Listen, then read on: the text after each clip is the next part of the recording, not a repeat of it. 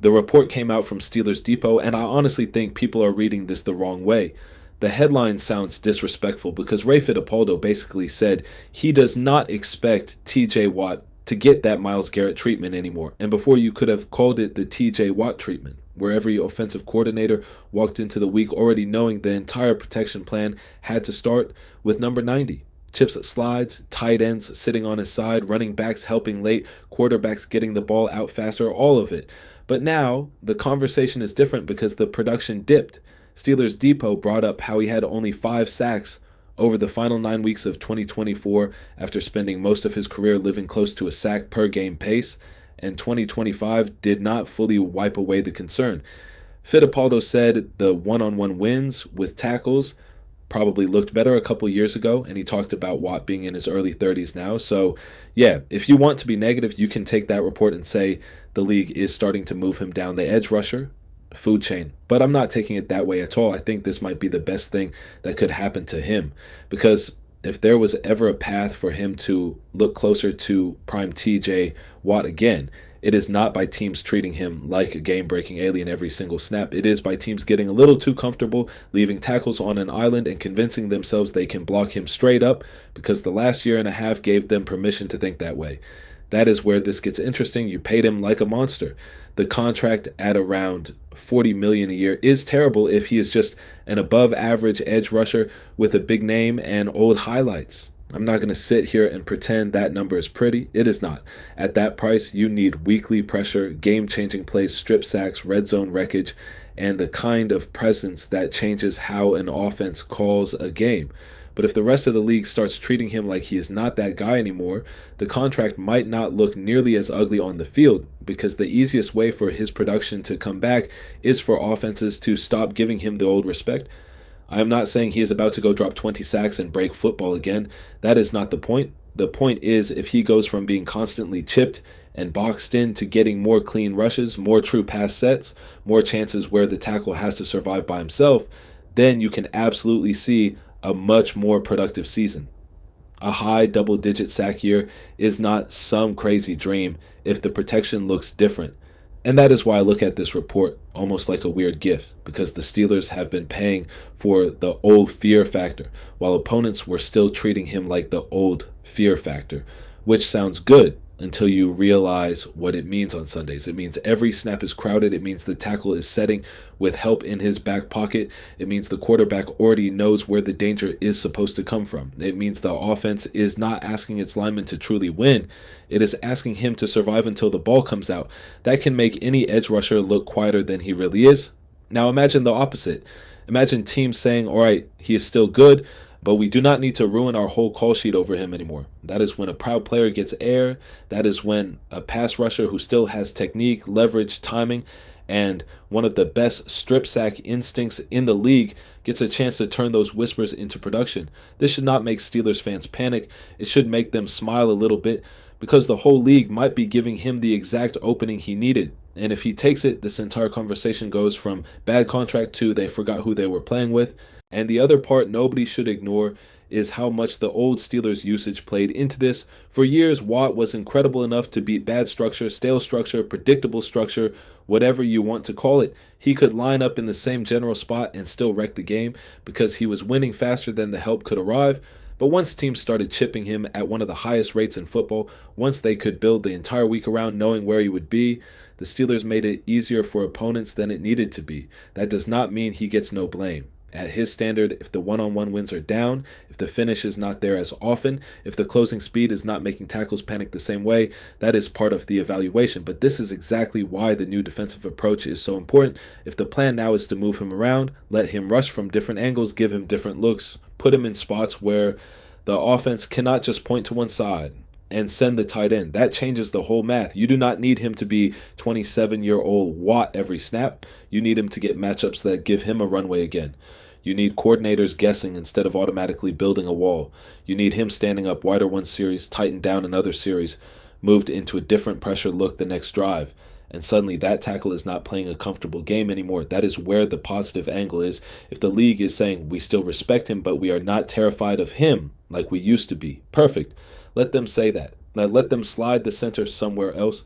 Let them chip less. Let them tell their left tackle or their right tackle that he can handle it. That is how big plays happen.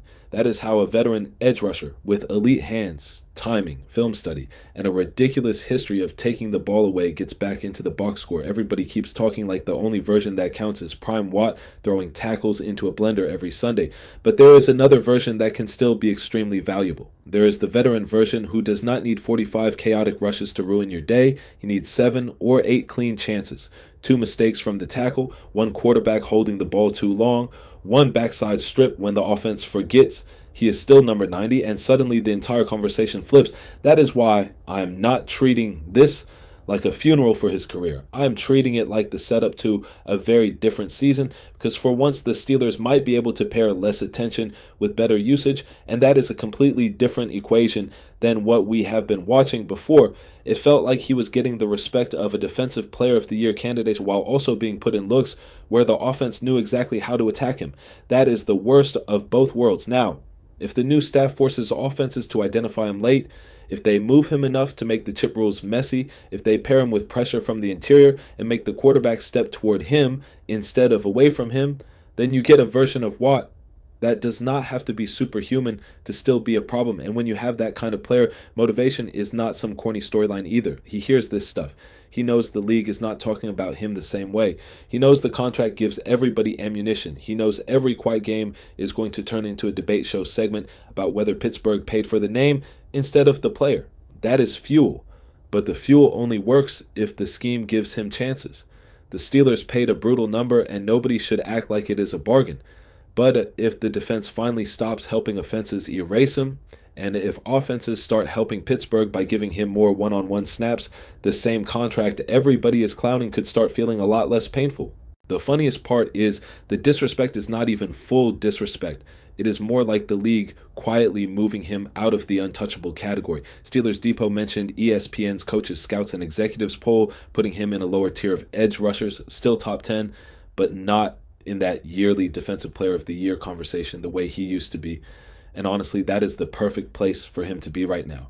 Not written off, not ignored, not washed in the way people online want to say it, but doubted enough where teams might stop treating every snap like an emergency. That is the sweet spot. When you are viewed as the final boss, every offense plays scared. When you are viewed as dangerous but manageable, the arrogance creeps in. A coordinator starts thinking he can save the extra body for somebody else. A tackle starts believing the past 2 seasons mean more than the previous 7.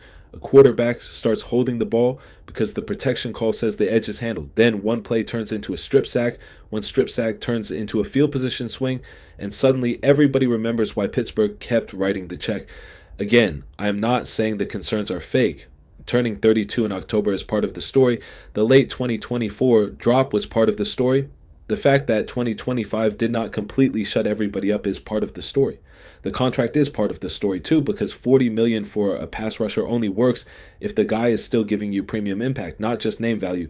But that is why this news is good, not bad. The biggest enemy for Watt the last few years was not just age, it was predictability plus extra attention. If both of those lighten up at the same time, now you have something. A new scheme that moves him around, less Myles Garrett treatment from opponents, more snaps where he is allowed to hunt instead of fight through traffic, and a veteran who knows everyone is questioning the investment. That is a dangerous mix. He does not need to be the old version for every single down. He needs to be close enough in the biggest moments, efficient enough with the chances he gets, and violent enough with the opportunities teams hand him. Give me 12, 13, 14, 15 sacks with forced fumbles, splash plays, and offenses having to adjust it again by November, and nobody's going to be talking about the contract the same way. They are still going to say it is expensive because it is. But expensive looks different when the player is closing games and changing drives, and that is the whole difference between a bad overpay and an overpay you can live with. If he is quiet, the number is going to look insane. If he is ending possessions, forcing quick throws, stealing the ball, and making tackles need help again by the middle of the season, then the conversation changes fast. And honestly, this is the part Steelers fans should lean into. You do not need the media to crown him in July. You do not need executives to rank him like it is 2021. You do not need every opponent to spend Wednesday and Thursday talking about how their entire plan is built around him. Let the noise come down. Let the league get bored. Let the attention move to younger edge rushers. Let Myles Garrett, Micah Parsons, Max Crosby, Will Anderson All those guys live in the center of the conversation. Watt does not need a preseason award. He needs snaps where the offense makes the wrong protection call. He needs tackles who think the matchup is manageable. He needs quarterbacks who forget that his best plays have always come when one mistake turns into a turnover. So when I hear Fittipaldo say he does not think Watt gets the Myles Garrett treatment anymore, I do not hear the end of something.